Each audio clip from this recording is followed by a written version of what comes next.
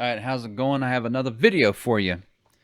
DOJ, the Department of Justice, sides with church suing Virginia Governor Northam after pastor who held 16-person service faced fine, jail.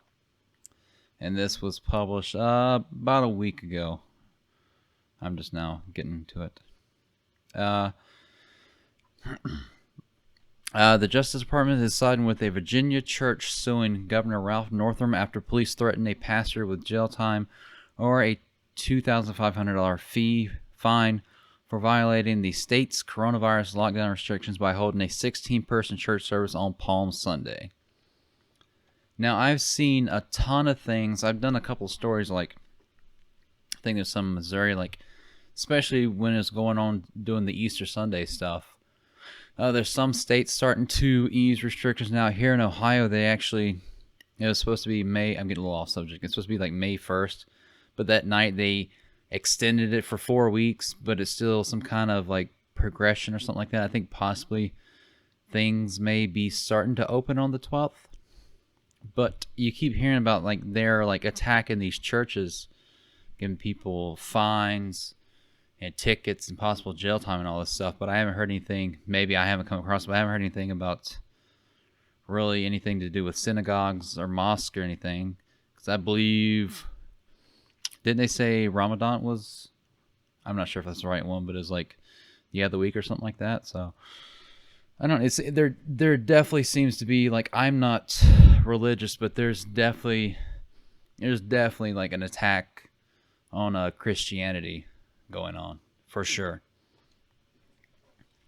The DOJ decision came after police in protective garb served a summons to Kevin Wilson, the pastor of Lighthouse Fellowship Church on whatever that is, Chintico something island, for holding the service on April 5th with 16 people spaced far apart from one another in a church that could fit 293 people. So it seemed like they had very good distancing.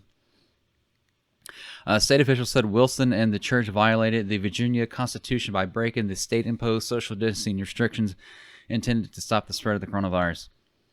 Well, not allowing people to peacefully assemble and practice their religion goes against the U.S. Constitution, and of course, federal supersedes state. And the state-imposed social distancing is not Virginia Constitution. That's just some, I wouldn't even say it's a law they have. It's just an order they've like kind of put out there. But yeah, you're like, your Bill of Rights, your freedoms for speech, religion, peacefully assemble, your gun rights, all that stuff doesn't just become null and void when there's, a virus going around. The Commonwealth of Virginia has offered no good reason for refusing to trust congregates who promise to use care and worship in the same way it trusts accountants, lawyers, and other workers to do the same. The DOJ said in a statement of interest obtained by Fox News on Sunday. Matt Staver, the chairman and founder of Liberty Counsel, representing the pastor, accused Northam, a Democrat, of discriminating against the church and violating the First Amendment. That's like I just had mentioned before. As important as it is that we stay safe during these challenging times, it is also important for states to remember that we do not abandon all of our freedoms in times of emergency. Matthew Schreider, the U.S. Attorney for the Eastern District of Michigan, said in a statement, unlawful discrimination against people who exercise their right to religion violates the First Amendment, whether we are in a pandemic or not. Just like I was saying. Across the country, law enforcement has been cracking down on religious congregations, threatening heavy summons and fines for deliberately breaking state rules.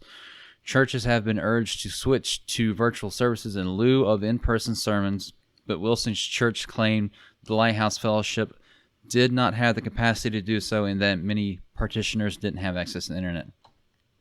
Because when you start, there's like probably certain people, like older members of service, who are like, like I said, they don't have like access to the internet.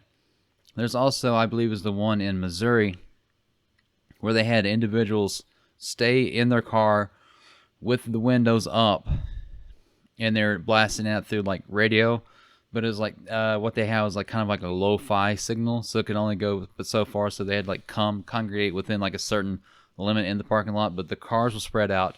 Everybody's in their car, and the police are going by like citing and giving people tickets, which them doing that was increasing person-to-person interaction and also breaking social distancing rules. But when someone in power or the police do it, it's fine.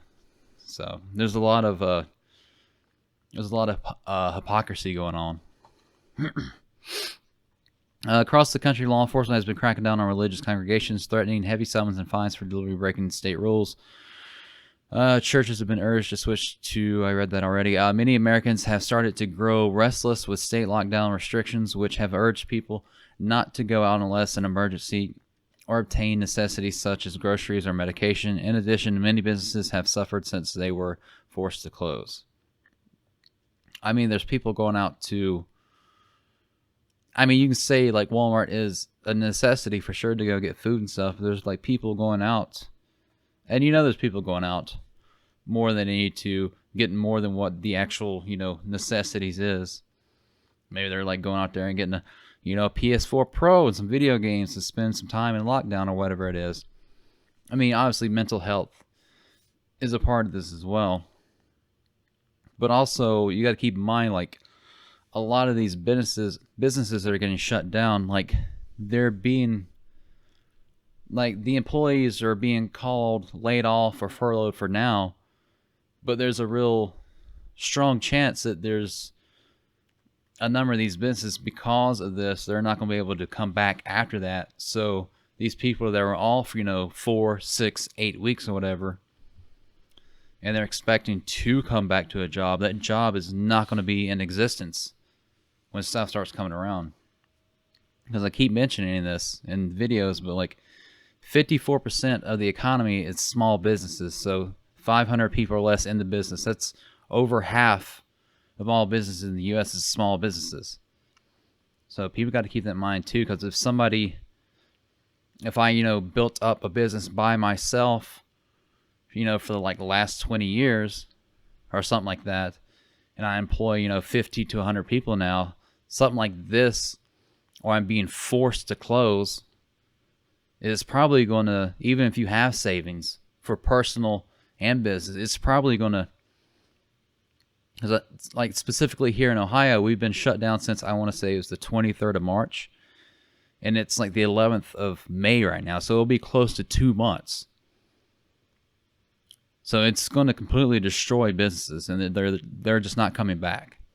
Then if you own a business, I mean, yes, you're going to try to survive as much as you can, but if I had this business and I have money in it, I want to do that, but I'm going to make sure that I'm able to like pay my bills for me and my family and children and stuff, and be able to, to afford the mortgage and food, electricity, everything for them. So it just sucks. Where's that? Attorney General Bill Barr said in an interview last month that the DOJ in some cases would side with citizens and businesses suing states over coronavirus lockdown orders. People bring those lawsuits. We'll take a look at it at the time, and if we think it's, justified, we would take a position. That's what we're doing now.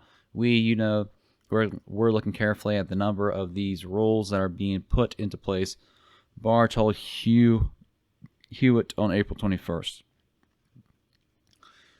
So like I'm saying, there seems to be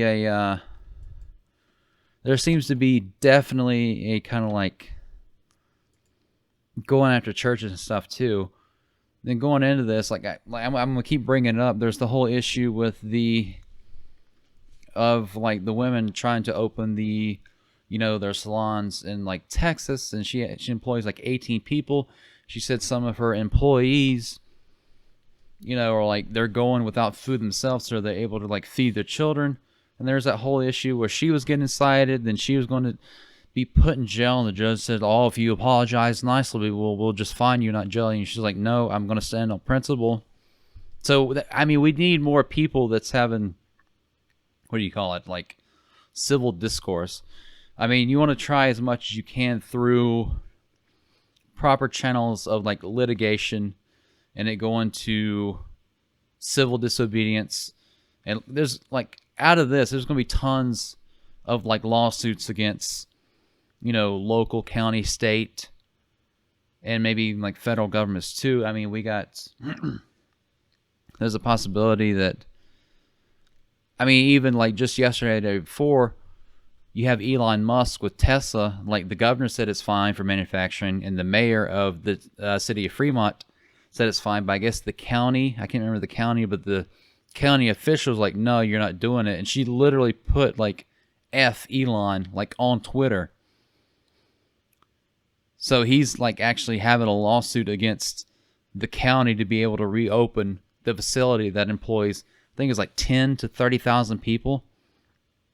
And luckily for him, if you haven't listened to him, he did pretty, I mean, his like podcast with Joe Rogan is pretty good. And they did that recently. Go check that out. Like, because it's kind of, I mean, he comes from South Africa, so he like immigrated into the U.S. and he's very much for, civil liberties. Like, we have the U.S. Constitution. I think there needs to be more people that are like willing to stand up for that, willing to go to these protests, willing to take a stand. And there's going to be tons of litigation coming down the pipeline in the next 6 months to a year. For sure, it's already starting to happen with issues like this. The peaceful way is the way that needs to be taken so it doesn't resort to violence. Because if they don't have this way to be able to verbally and litigiously express this, like, there is going to be, if this path is not taken, there's a real chance that like violence can happen. Like, you want to avoid that at all costs. And you got to keep in mind, I mean, I think there's like 100 million Americans that own roughly 400 million, guns. And essentially citizens outnumber, all the police force and military. So that, I mean, then I would say that the police should be on the side of the Constitution, but there's a lot of ones that's come out and like, oh, I'm just following orders. I mean, they're like literally like, like the SS, like, we're just following orders, which I've like, for me, I'm like pretty pro cop, but after these last couple weeks, like, I've really lost kind of faith. And then, I mean, there's a few, it seems to be like county sheriffs are like, yeah, we're not going against the Constitution, but like a lot of these like city cops. So it seems to be a real urban upholding the Constitution. Yeah, we took an oath, and like these city cops like, oh, we're just following orders. Your rights have been suspended. Like, no, they can't be. But yeah, I'm just kind of rambling now. If you like this, you can give me a like and subscribe on YouTube. If you're on Facebook, you can give me a like and a follow. If you want to, what's the word? If you want to subscribe or help me or any way, you can I think you can follow or you can donate or whatever here onto, on the subscribe star that I have set up. It's like, I'm filming this like 1:30 in the morning, so I was wanting to get one out. But yeah, let me know what you think. I'm gonna try to I got so much stuff going on between so many things. I'm trying to stay on top of these as much as I can, but I'm trying to get them knocked out when I can. So yeah, just let me know what you think. All right, peace.